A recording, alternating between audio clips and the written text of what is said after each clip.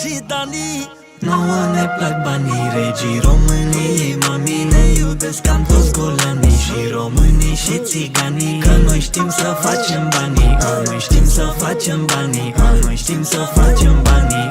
Sunteți câinii mei și vă țin în lesă pe toți. Vă luați mașini în leasing, dar n-aveți bani nici de roți. Nu e vina mea că-mi place să vă înjur pe toți de morți. Uită-te în spatele meu, hai să mă bați, vezi dacă poți.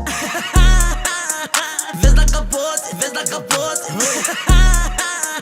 Vezi dacă poți, vezi dacă poți.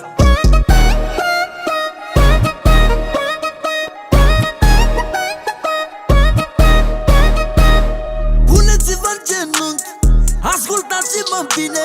Cine-l supără pe ambii, mă supără pe mine.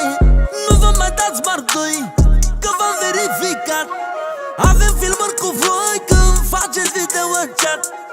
Abi și Dani, ne-am unit toți fanii, și românii și țiganii, până și americanii. Abi și Dani, ne-am dublat și banii, și să fim sinceri cu voi, ne iubesc chiar și dușmanii. Pe beluși de cartier, nimeni nu mai e ca el. Îi mulțumesc lui mama mea, fiindcă a născut-o stea. A născut-o stea, fiindcă a născut-o stea. A născut-o stea, fiindcă a născut-o stea. Interlop de România, eu dețin supremația. Mamă, mulțumesc frumos că ai născut un boss de boss.